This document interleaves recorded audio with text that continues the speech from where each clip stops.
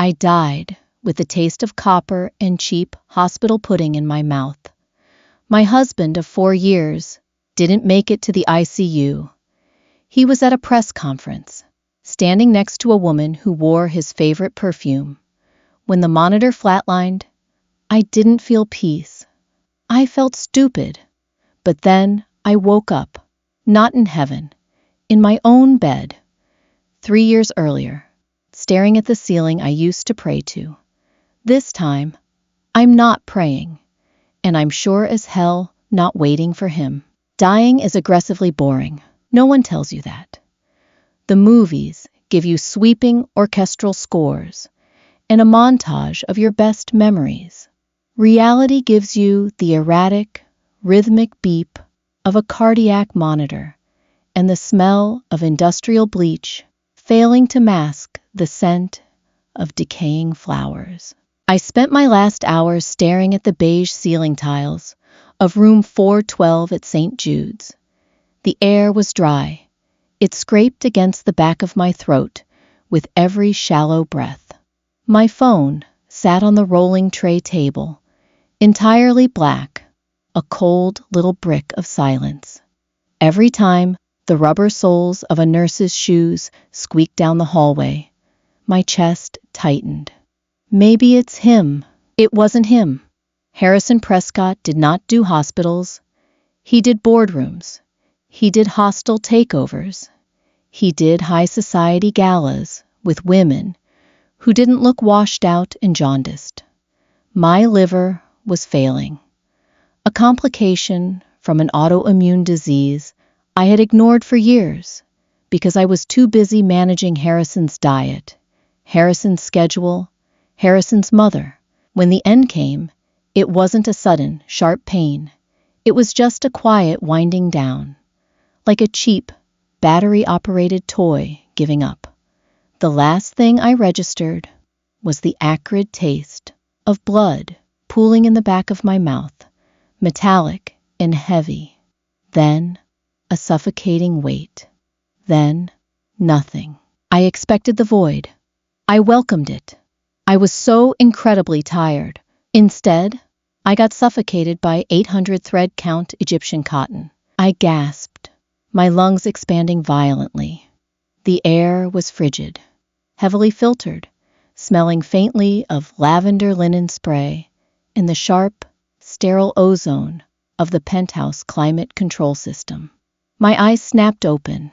No beige tiles, no IV pole silhouetted against the harsh, fluorescent lights. Above me was the recessed lighting of the master bedroom I had decorated. Charcoal ceiling, matte finish. A room designed to look like a high-end tomb. I scrambled out of the bed, my bare feet hitting the heated Brazilian walnut floor. The sudden heat against my soles sent a jolt up my legs. I had legs. They weren't swollen. I looked down at my hands. The skin wasn't sallow. It was flush with blood. The veins blue and healthy beneath the surface. I pressed my palm flat against my sternum. Thump, thump, thump. Strong, steady. My breath hitched as I caught my reflection in the floor-to-ceiling mirror of the dressing room. I didn't look 32 and dying. I looked 29. My hair was thick, lacking the brittle thinness that the medication had caused. I stared at my face for a long time. The desperation hadn't fully etched itself into the corners of my mouth yet. I turned to the digital clock on the nightstand. October 14th, 2023, 6:15 a.m. 3 years. I had rewound 3 years. A normal person might have dropped to their knees and wept with gratitude. A normal person might have thought it was a miracle. I just felt a deep, hollow pit of nausea open in my stomach. October 14th, 2023. Today was the day I had originally found the receipt for the diamond tennis bracelet in his jacket pocket. The day I spent 6 hours making his favorite braised short ribs, waiting for him to come home, only for him to text at midnight, saying he was stuck at the office. The day I realized he had given the bracelet to Chloe, his new strategic consultant. The day I cried on the kitchen floor until my throat bled. And then, the next morning, made him his espresso and pretended nothing happened. I walked over to the edge of the bed and sat down. The mattress gave way perfectly, engineered for ergonomic support. I ran my fingers over the silk edge of the duvet. I was back. I was back in the cage I had built for myself. Downstairs, I could hear the faint, hydraulic hiss of the espresso machine, starting its automated self-cleaning cycle. 6:05 a.m. Harrison would be awake in exactly 10 minutes. He would expect his suit laid out. He would expect the exact temperature of his coffee to be 140 degrees. He would expect his docile, perfectly tailored wife to ask him about his day and accept his monosyllabic grunts as affection. I closed my eyes. The metallic taste of death lingered on my tongue like a phantom limb. I remembered the absolute, crushing loneliness of that hospital room. The realization that I had poured every ounce of my life force into a man who didn't even care enough to watch me leave the earth. I stood up. I walked to the walk-in closet. I didn't reach for the navy blue Brioni suit he preferred for Tuesdays. Instead, I pulled out a pair of worn gray sweatpants I had hidden in the back, the ones he hated because they looked sloppy, and an oversized white t-shirt. I slipped them on. The fleece felt rough and wonderful against my skin. I didn't lay out a suit. I didn't set out a tie. I walked downstairs, my bare feet silent on the glass staircase. The kitchen was cold, all white marble and brushed steel. It looked like an operating room. I walked past the automated espresso machine, ignoring its flashing green light. I opened the pantry, bypassed the imported Italian dark roasts, and found a dusty box of peppermint tea. I boiled water in a standard kettle. The loud, bubbling roar of it filled the quiet kitchen. When Harrison finally appeared at the top of the stairs, it was 6:25 a.m. He was running late, and his routine was broken. Harrison descended the stairs with heavy, deliberate steps. Even in his silk robe, he carried an air of imposing authority. His jaw was clenched. His hair, dark and perfectly styled by sheer genetics, was slightly rumpled. Maeve. His voice was a low, resonant baritone. It used to send a thrill straight down my spine. Now it just sounded like static on a radio. My suit wasn't out. I leaned against the marble island, wrapping my hands around the ceramic mug of tea. The heat seeped into my palms. It felt real, grounding. I took a slow sip. The peppermint was sharp, cutting through the stale morning air. "I know," I said. My voice didn't shake. I was vaguely surprised by that. Harrison stopped at the base of the stairs, his dark eyes narrowing. He was a man who noticed everything, every misstep, every deviation from the norm. He took in the gray sweatpants, the lack of makeup, the missing mug of espresso on the counter. "Are you ill?" he asked, not out of concern, but out of annoyance. Illness was an inconvenience. It meant the machinery of his life required maintenance. "No," I replied, staring back at him. His eyes were a flat, uninteresting brown in the morning light.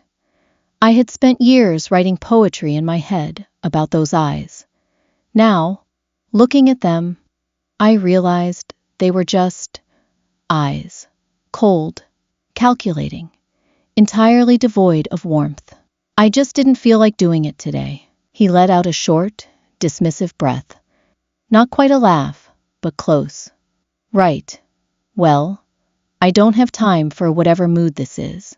He walked past me, his shoulder brushing mine. I didn't lean into his touch.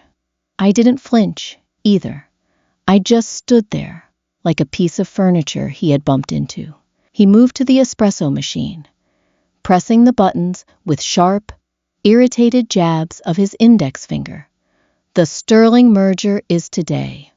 I need absolute focus. I don't need petulance. The machine whirred and hissed, spitting dark liquid into a small cup. Then it's a good thing you can dress yourself, Harrison, I said. The machine stopped. The silence in the kitchen became brittle. He turned slowly, holding the tiny porcelain cup. He looked at me, as if I had suddenly sprouted a second head. In our 4 years of marriage, I had never used that tone with him. I had never been flippant. I had been a sponge, absorbing his stress, his anger, his indifference, and wringing myself out to keep him clean. "Excuse me?" he said softly. The softness was a warning.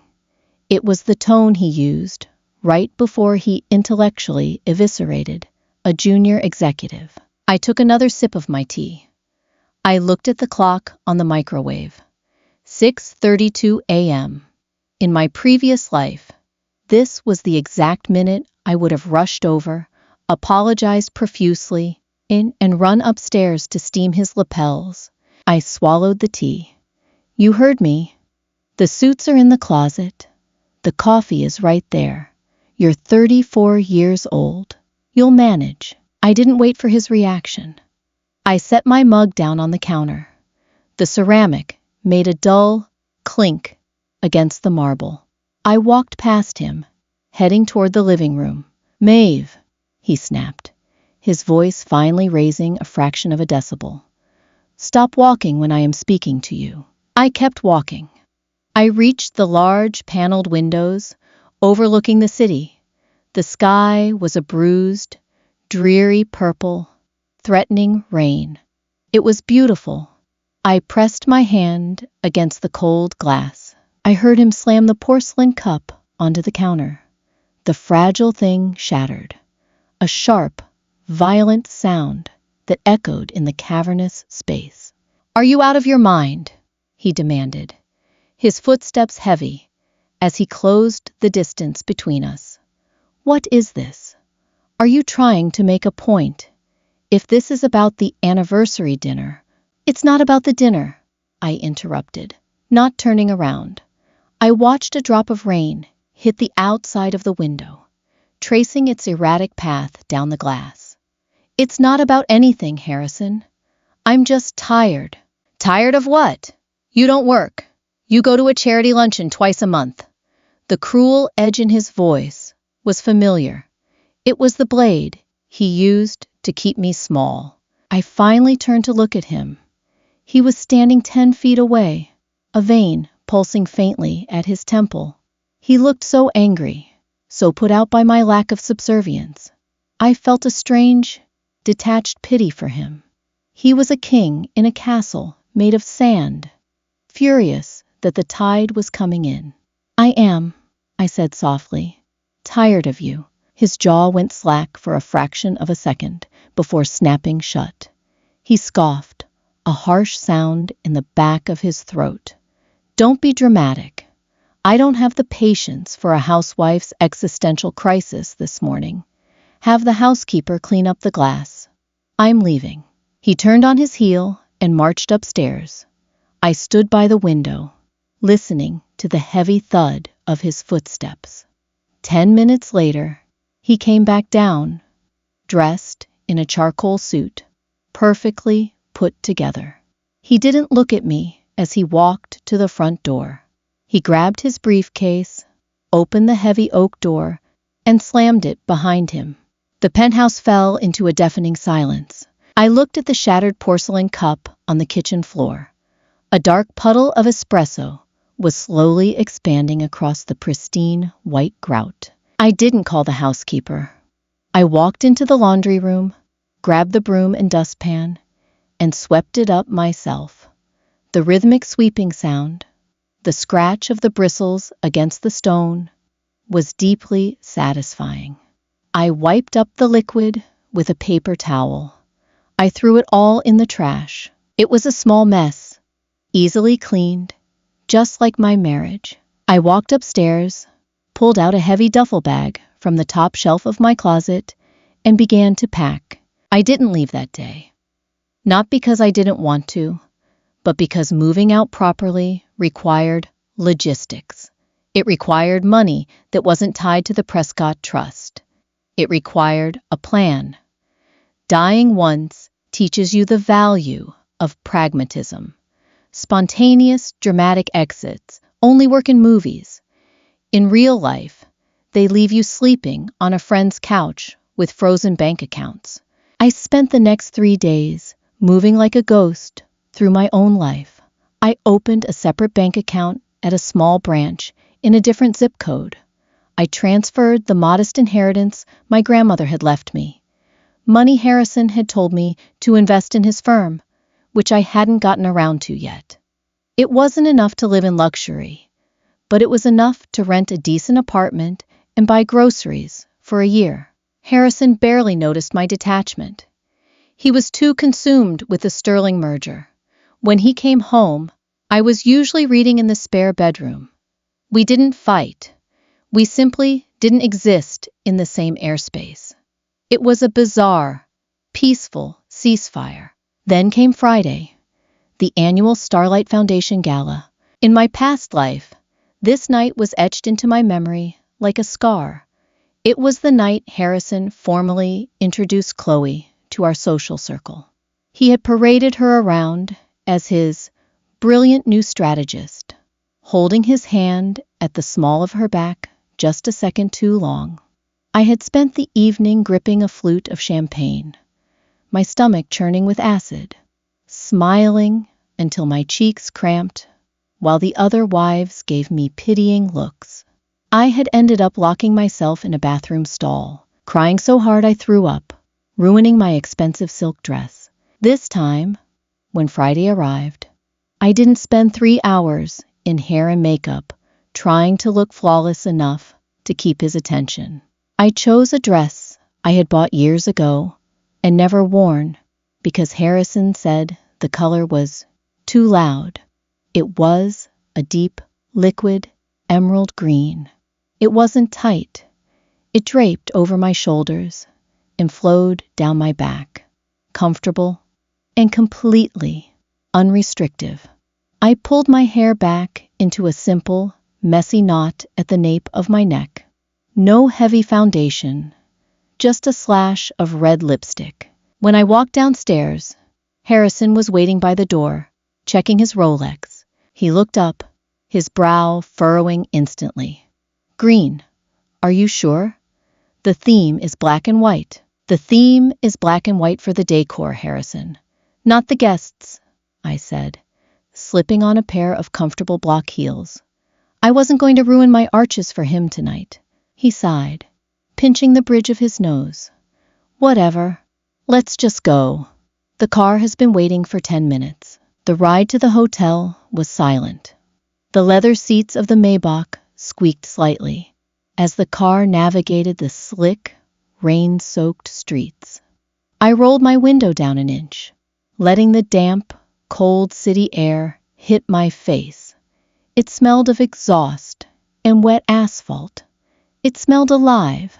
When we arrived at the ballroom, the noise hit me like a physical wall. The clinking of crystal, the low thrum of a jazz quartet, the loud, braying laughter of men trying to assert dominance over other men.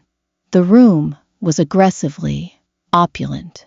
Massive white floral arrangements that smelled overwhelmingly sweet, drowning the air in the scent of dying lilies. Harrison immediately shifted into his public persona. His spine straightened. His smile became tight and practiced. He offered me his arm. I looked at it, wrapped in expensive black wool. I didn't take it. I'm going to get a drink, I said, turning away before he could register the rejection. I walked toward the bar, navigating through the sea of tuxedos and designer gowns. The freedom of moving independently through a room where I usually shadowed him, was intoxicating. I didn't have to monitor his micro-expressions. I didn't have to laugh at jokes I didn't understand. I reached the bar and ordered a club soda with a heavy squeeze of lime.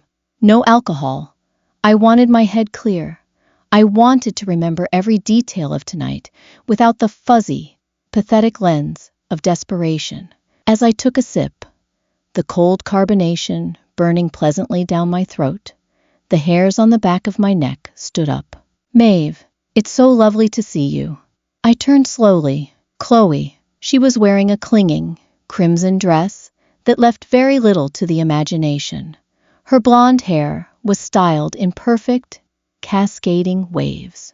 She wore a familiar diamond tennis bracelet on her left wrist. The light caught the stones, fracturing into tiny, mocking rainbows. In the past, seeing her would have triggered a fight or flight response. My heart would race. My palms would sweat. I would have tripped over my words, trying desperately to assert my position as the wife, the chosen one. Now, I looked at her and felt nothing, just a mild passing irritation, like realizing you have a pebble in your shoe. "Chloe," I said evenly. I didn't smile. I just looked at her. Her own smile faltered for a fraction of a second, at my lack of warmth, but she recovered quickly. She stepped closer, invading my personal space, enveloped in a cloud of vanilla and sandalwood. The perfume from my deathbed. "Harrison was just telling me you've been feeling under the weather lately," she said, her voice dripping with faux sympathy. Her eyes flicked up and down my green dress, a silent, damning appraisal. "I hope you're not overexerting yourself tonight.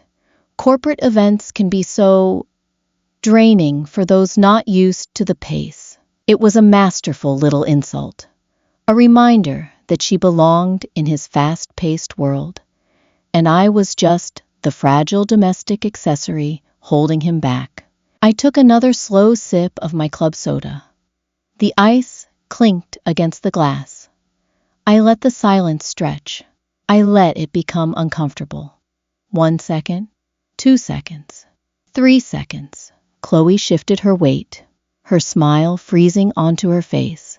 People nearby were beginning to glance over. "I'm quite well," I finally said, my voice barely above a murmur, entirely devoid of emotion.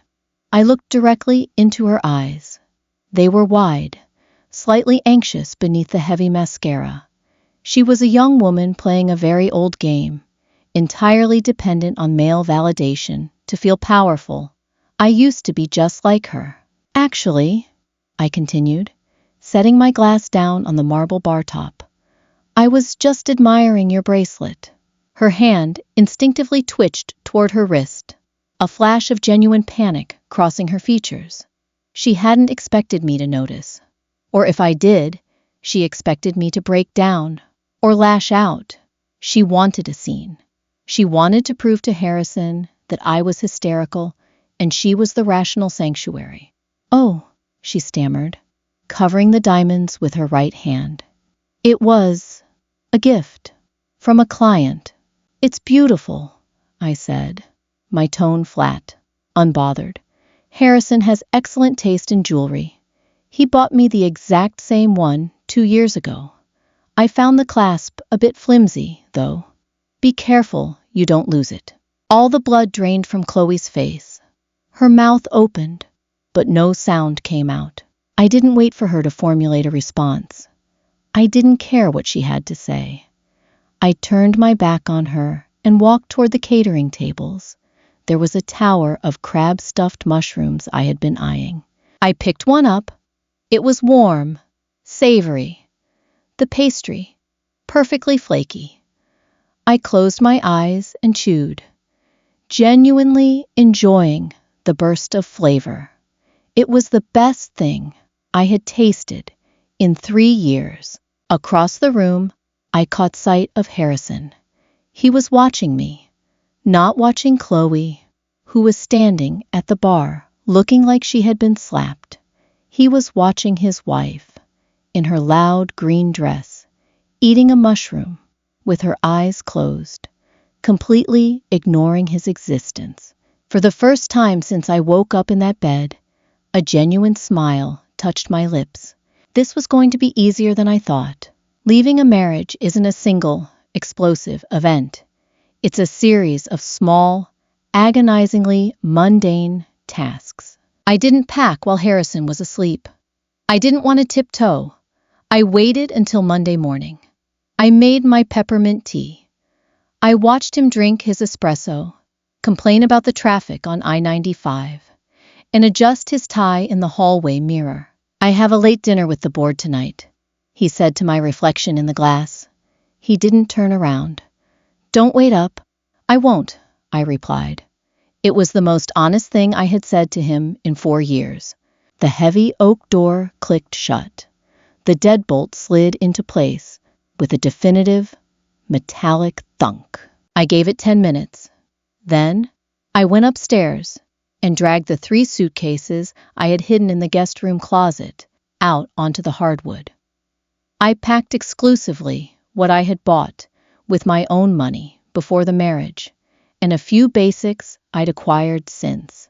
Jeans, sweaters, a pair of scuffed boots. I left the Cartier watches in their velvet-lined boxes.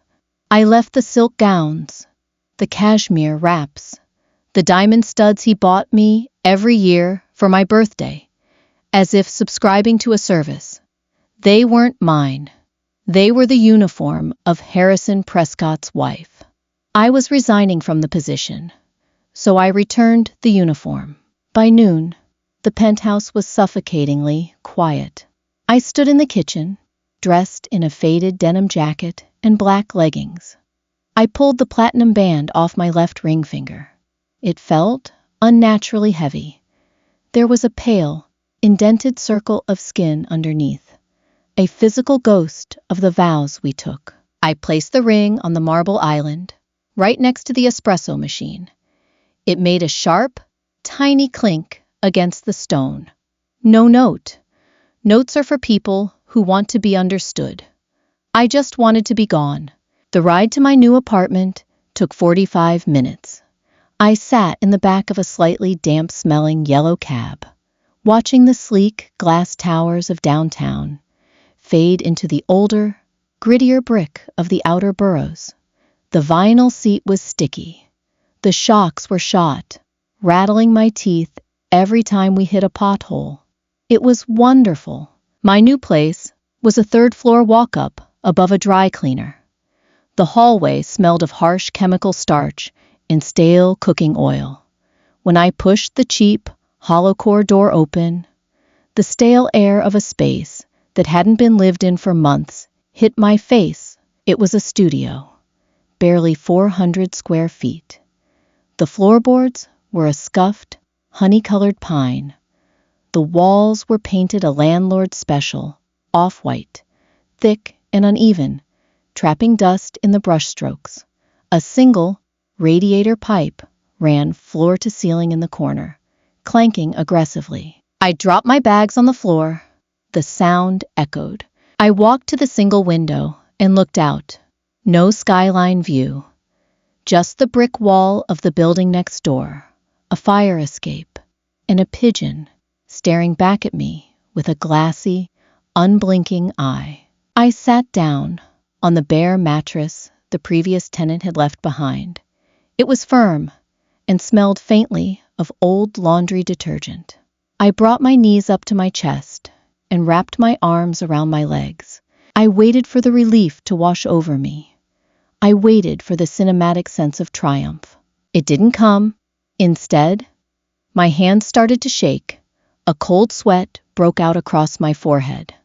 My chest tightened until I had to force myself to inhale. I was 29, unemployed, technically still married to a man who could financially ruin me out of sheer boredom, and I was sitting alone in a room that smelled like perchloroethylene. I clamped a hand over my mouth and let out a single, ugly sob. It tore out of my throat, raw and painful. I wasn't a hero. I was a recovering addict, and I had just gone cold turkey. The withdrawal was going to be brutal. But as I sat there, shivering on a cheap mattress, I realized one thing. The air in this cramped, dusty room felt easier to breathe than the filtered, climate-controlled oxygen of the penthouse.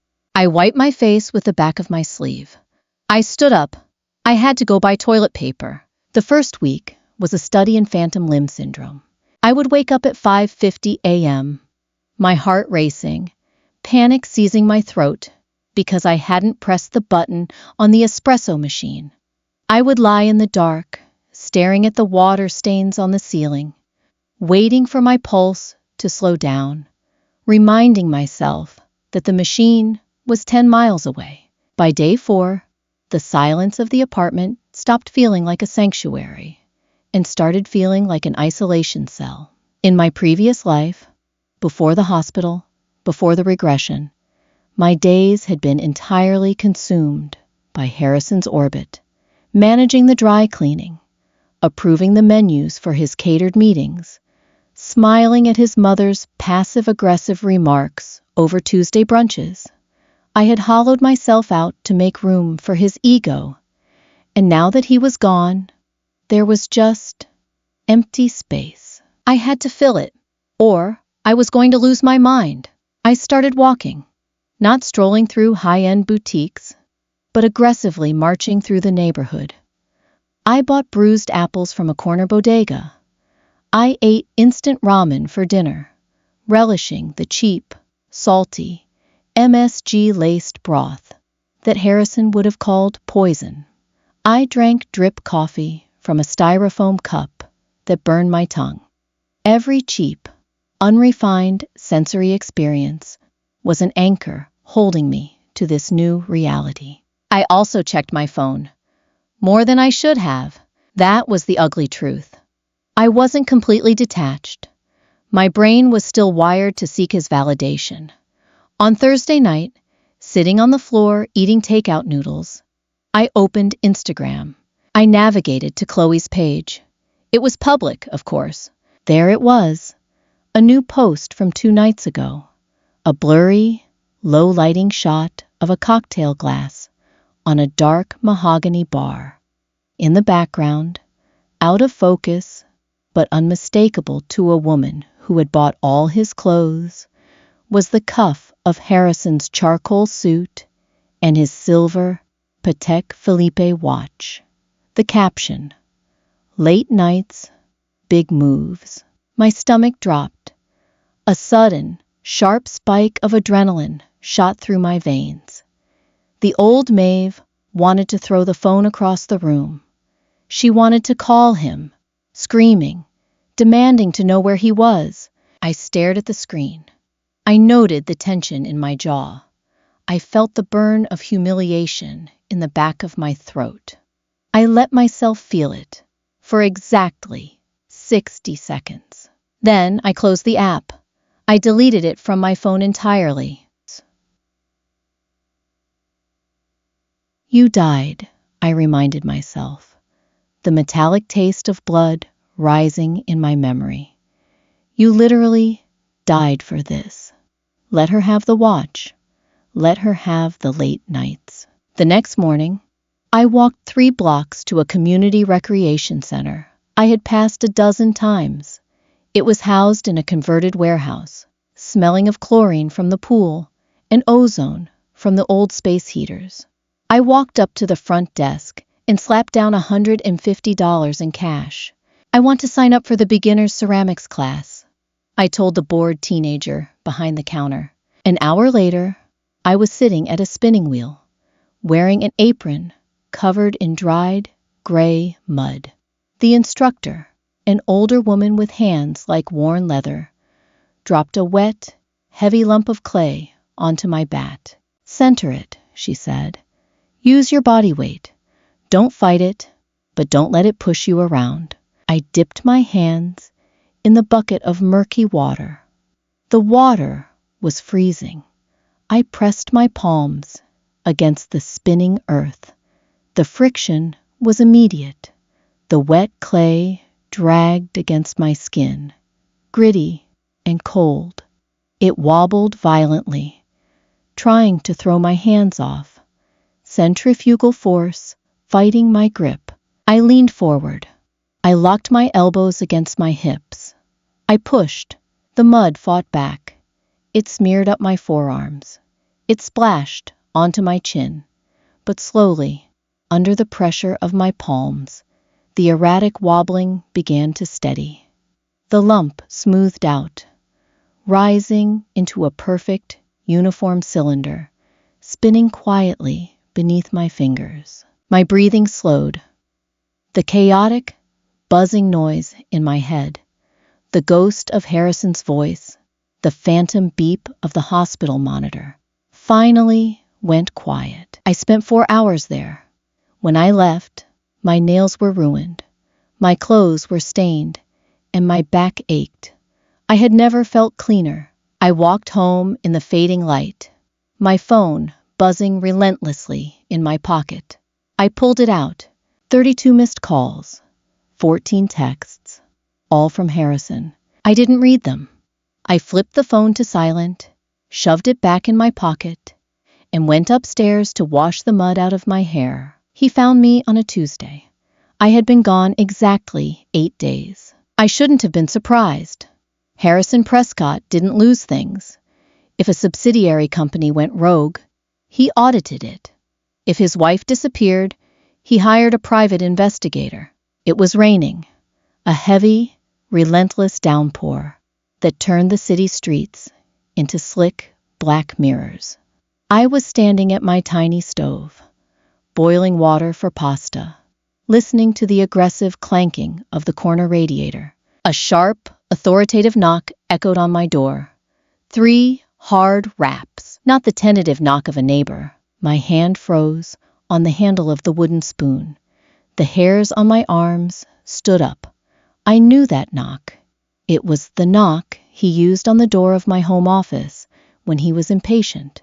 I turned off the gas burner. The silence in the apartment felt suddenly fragile. I walked to the door, my bare feet silent on the wood, and looked through the scratched peephole. He was standing in the dingy hallway, wearing a bespoke navy trench coat that probably cost more than my annual rent. Raindrops beaded perfectly on the water-resistant fabric. He looked immaculate, entirely out of place against the peeling floral wallpaper of my corridor. His jaw was locked tight. My heart did a traitorous, pathetic little flutter. Muscle memory. 4 years of conditioning telling me that the alpha had arrived, and I needed to appease him. I squeezed my eyes shut, took a deep breath of the stale apartment air, and opened the door. I didn't unlatch the chain. I just opened it an inch. Harrison's dark eyes locked onto mine through the narrow gap. The smell of his cologne, bergamot and vetiver, pushed through the crack, instantly overpowering the smell of my boiling pasta water. It was a sensory invasion. "Open the door, Maeve," he said. His voice was low, vibrating with tightly controlled fury. He wasn't yelling. Harrison never yelled. He eviscerated you at a conversational volume. "How did you get this address?" I asked, keeping my voice flat. My hand gripped the edge of the door so hard my knuckles throbbed. "I pay people to solve problems. Right now, you are a problem," he replied, shifting his weight. His eyes flicked to the cheap brass chain holding the door. "Take the chain off. You're acting like a child." "I have nothing to say to you, Harrison." "Really?" He let out a harsh, incredulous breath. "You vanish for a week. You leave your wedding ring by the coffee maker like a cheap movie prop. You ignore my calls, and you have nothing to say. I had to tell my mother you were at a wellness retreat in Sedona to cover for your little tantrum. Your mother, your reputation, your narrative." "I'm not coming back," I said. "Yes, you are," he stated, as if commenting on the weather. "This has gone far enough. You made your point. You feel neglected. Fine. I'll have my assistant book us a weekend in Aspen next month. Now, open the door, get your things, and let's go. My driver is double parked, and this hallway smells like a sewer. I stared at him through the crack. He genuinely believed this. He believed that my entire existence was a negotiation tactic to get more of his attention. He looked at my faded sweatshirt, my unstyled hair, the grim backdrop of my apartment, and he saw a bluff. "I'm not bluffing," I said softly. "Maeve." The warning tone was back. He stepped closer, putting his hand flat against the wood of the door, pushing slightly against the chain. The metal groaned. "I am losing my patience. Do you have any idea how embarrassing this is? My wife, living in a slum in Queens because she's throwing a fit over a stressful quarter at the firm. You are coming home. Now." "I am home," I said. His eyes narrowed. The condescension finally cracked, revealing the raw frustration underneath. "How do you plan to survive? You haven't worked in 5 years. You transferred a pittance out of the joint accounts. What is your plan, Maeve? You're going to live in squalor to spite me. If I have to. You're completely irrational. You're unwell." "I was unwell," I corrected him. The memory of the hospital room flared vividly in my mind. The coldness, the utter isolation of dying while he was out having a drink with Chloe. "I'm perfectly healthy now. I am not playing this game anymore," he snapped, his voice finally rising, echoing in the narrow stairwell. "Open the damn door, Maeve." "I've contacted a lawyer," I said, my voice shaking just a fraction. I hated the tremor, but I pushed through it. "You'll have the papers by Friday. Don't come here again." I didn't wait for his response. I used both hands, shoved the door forward against his weight, and slammed it shut. I threw the deadbolt. Silence descended on the apartment, broken only by the sound of the rain lashing against my single window. For a long moment, there was nothing from the other side of the door. Then, I heard the heavy, deliberate thud of his fist hitting the wood. Once, twice. "You'll be back." His voice came through the door, muffled but venomous.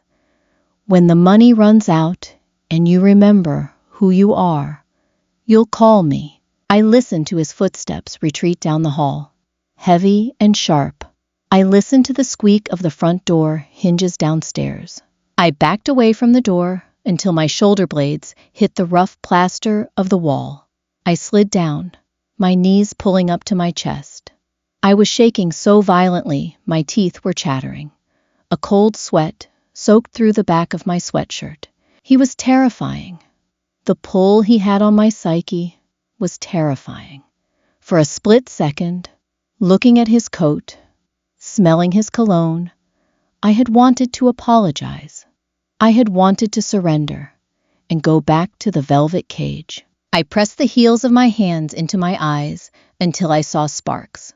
"No, you died there. You don't go back to the grave." I took a deep, shuddering breath. I stood up on trembling legs. I walked over to the stove, turned the gas back on, and watched the water begin to boil again. Divorce isn't a battle of screaming matches and thrown plates.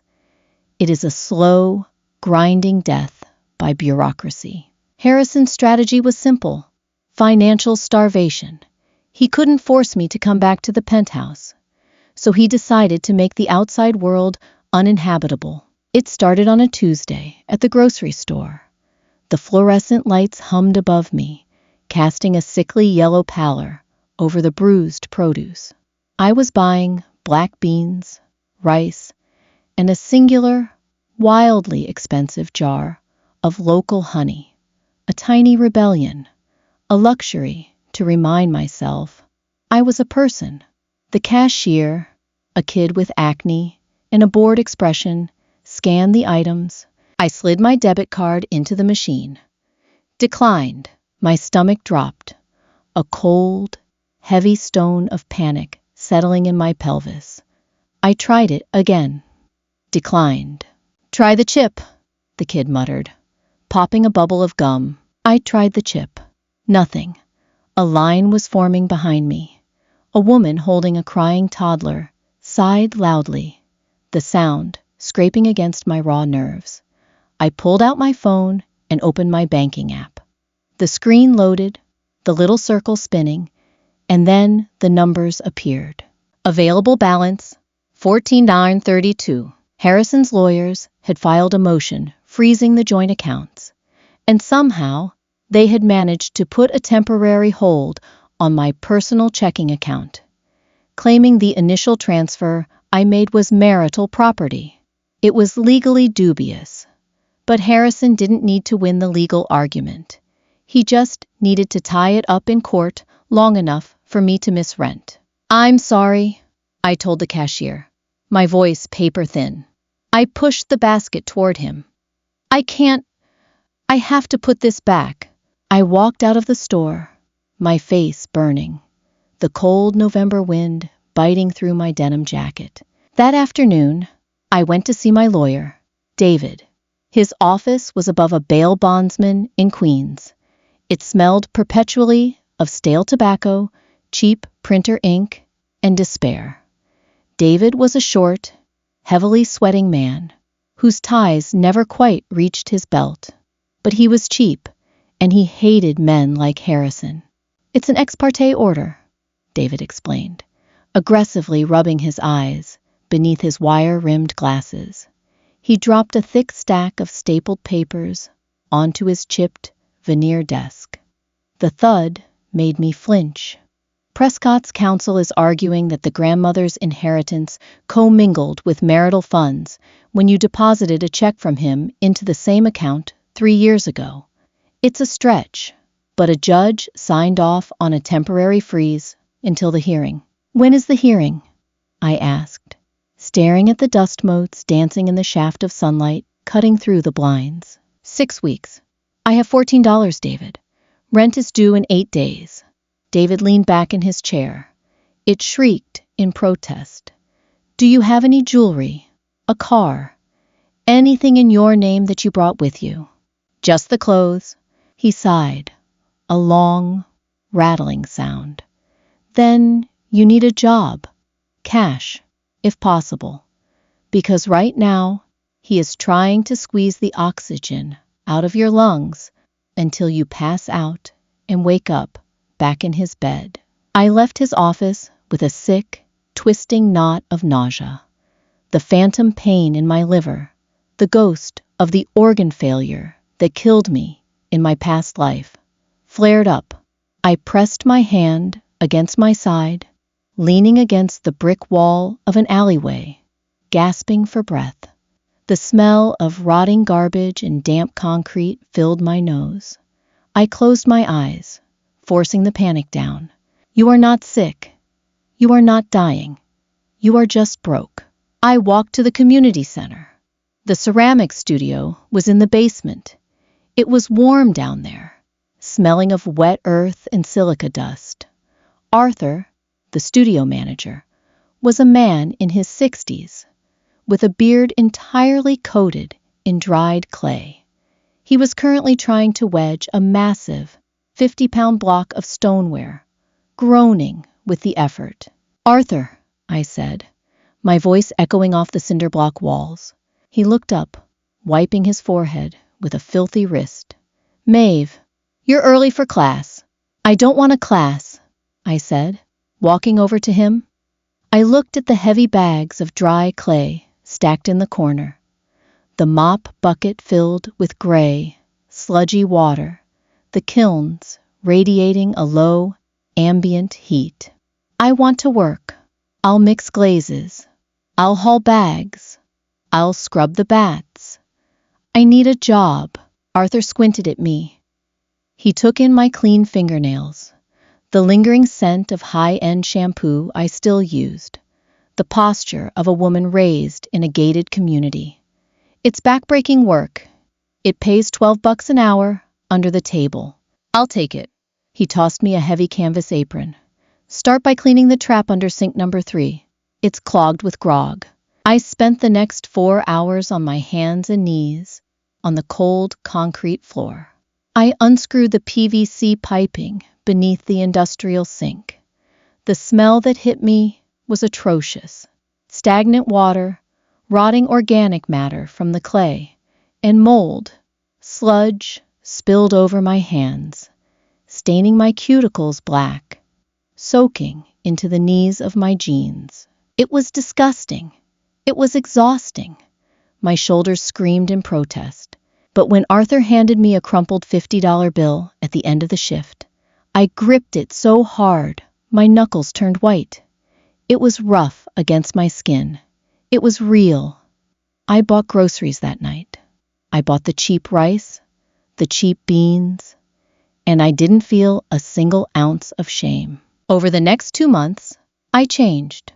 The soft, manicured wife of Harrison Prescott burned away in the heat of the kilns. My hands became perpetually dry, the skin rough and calloused. I stopped flinching at loud noises. My muscles grew dense from hauling 50-pound bags of dry mix. I was exhausted. I was living on edge.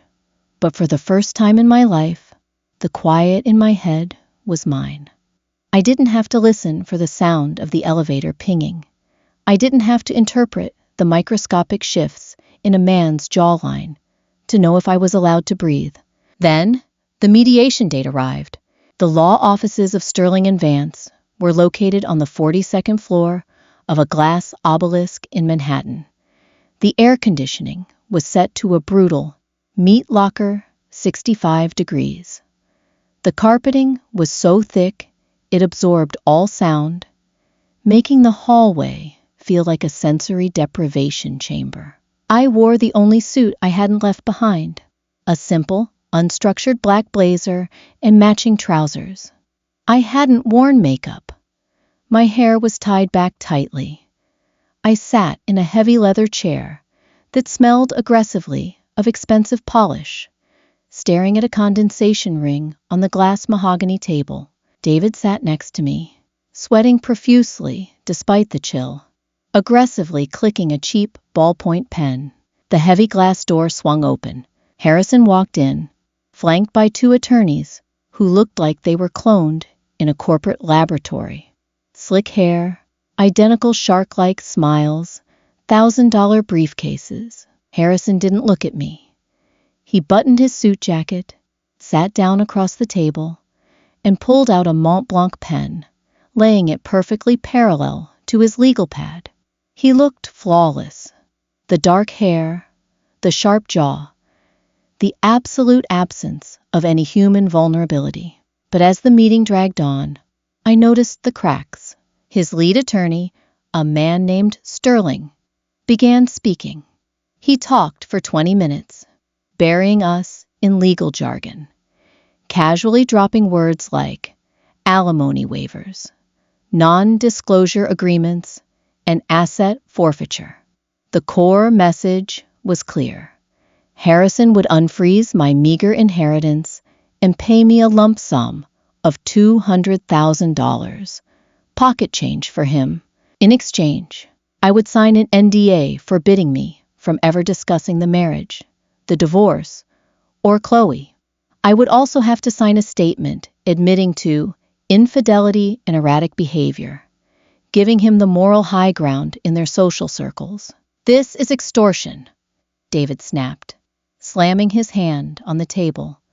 You froze her legitimate premarital assets to force her into a corner. We will take this before a judge. We will subpoena Miss Chloe. Do that, and I will drag this out for 5 years. Harrison's voice cut through the room.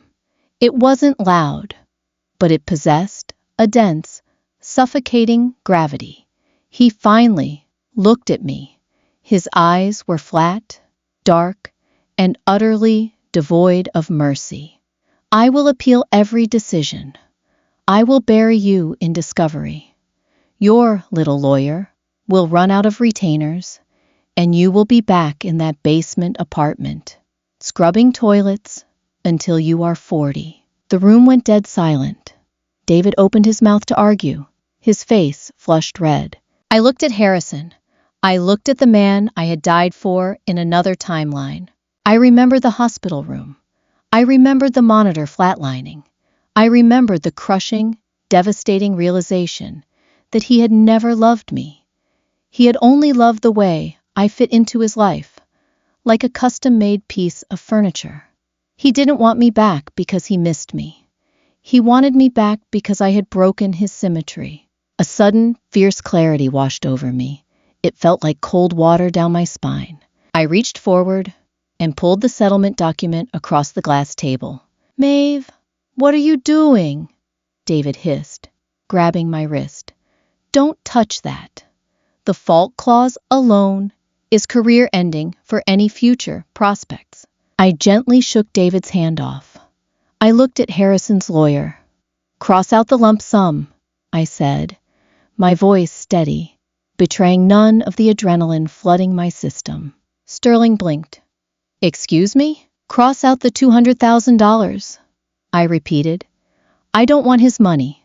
I don't want alimony. I don't want the cars, the jewelry, or the penthouse. Harrison's posture shifted. His brow furrowed in genuine confusion. What are you playing at, Maeve? I want the hold on my grandmother's account lifted immediately.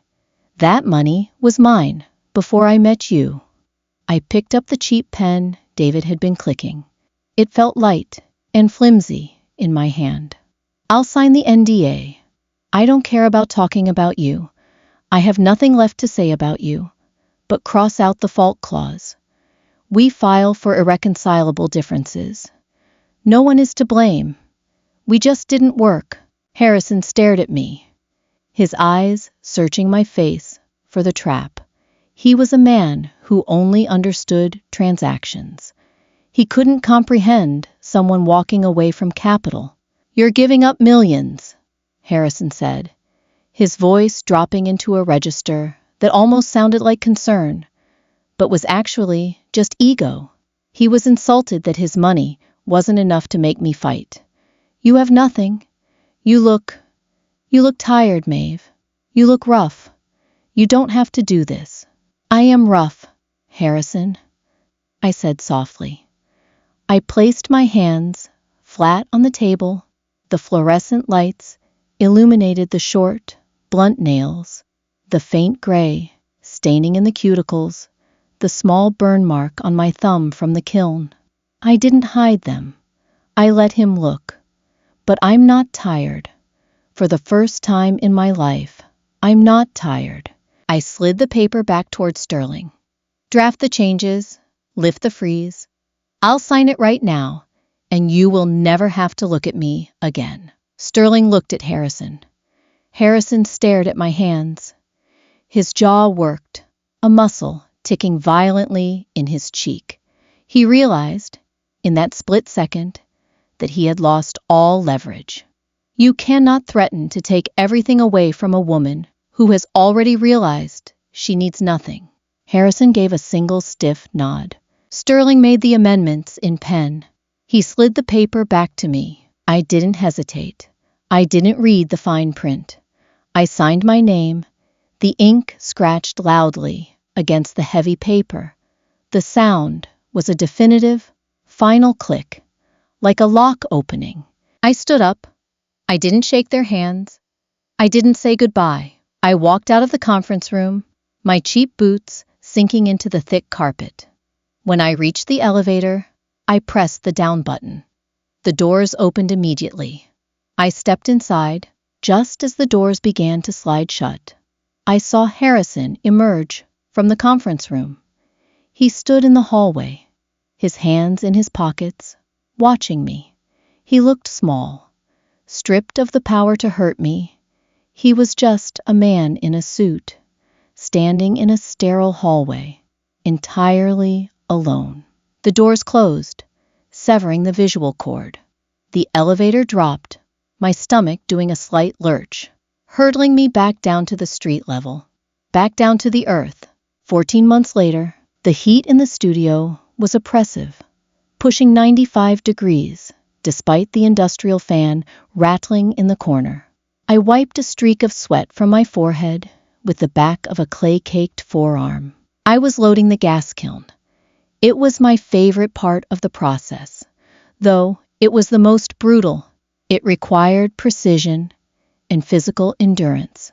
I carefully placed a large, wide-bellied vase onto a silicon carbide shelf. The glaze on it was currently a dull, powdery gray, but I knew the chemistry.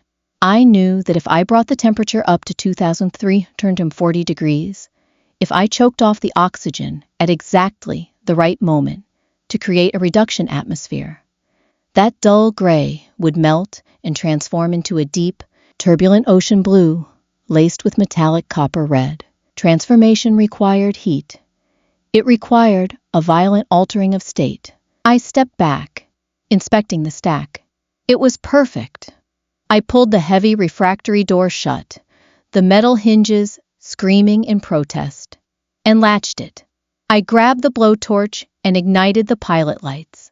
The burners caught with a low, aggressive whoosh, a sound like a jet engine warming up. I sat down on an overturned plastic bucket, grabbing my lukewarm thermos of coffee. I was 20 pounds heavier than I was when I lived in the penthouse. My hair was chopped off at the collarbone because I couldn't be bothered to tie it up anymore. I had bags under my eyes from waking up at 4 a.m. to monitor the firings. I had never felt more beautiful. The door to the basement studio creaked open, the bell jingling cheerfully. I didn't look up immediately, assuming it was Arthur coming to take over the afternoon shift. "We're closed for retail until Tuesday," I called out, taking a sip of the bitter coffee. "I'm not here to buy anything." The thermos stopped halfway to my mouth. I turned my head. Harrison stood at the bottom of the wooden stairs. The shock wasn't a sudden spike of adrenaline. It was a slow, surreal wave of disbelief. It had been over a year. He was supposed to be a ghost. He stepped into the dim, dusty light of the studio. He was wearing a casual sweater, cashmere, obviously, and dark jeans. It was a Saturday. I had never seen him in casual clothes on a Saturday. He looked around the chaotic space, his nose wrinkling slightly at the smell of sulfur and damp earth. He finally looked at me, sitting on my plastic bucket, covered in sweat and dirt. "What are you doing here, Harrison?" I asked. My voice didn't shake. My heart didn't race. I just felt a profound, heavy irritation, like a mosquito buzzing near my ear while I was trying to read. He walked slowly toward me, stopping a few feet away, staying carefully out of the blast radius of the kiln's heat. He looked different. The sharp edges of his arrogance seemed dulled, worn down by some unseen friction. "I was in the neighborhood," he said. It was a lie. No one like him was casually in this part of Brooklyn. "No, you weren't." He offered a tight, humorless smile. "No, I wasn't." He put his hands in his pockets. He looked at the massive gas kiln roaring behind me. "You look different." "I am." He nodded, staring at the concrete floor. "The Sterling merger fell through," he said quietly. 6 months ago, the board forced a restructuring. I stepped down as CEO. I stared at him. The Harrison of 3 years ago would have sooner severed an artery than stepped down. He had built his entire identity around that title. "I'm sorry to hear that," I said, and I meant it. In the detached way you feel sorry for a stranger who drops their ice cream cone on the sidewalk. "Chloe left," he added, his voice dropping lower. "Took a position at a firm in London. She took the bracelet, too, in case you were wondering." "I wasn't." He finally looked up, meeting my eyes. There was a raw, hollow look in his brown irises. He looked exhausted. He looked like a man who had climbed to the top of a very tall ladder, only to realize it was leaning against the wrong wall. "I thought you'd come back," he whispered. It was the most vulnerable thing I had ever heard him say. It wasn't a demand. It was a confession. "When the money ran out, I thought you'd realize it was too hard out here, but you didn't.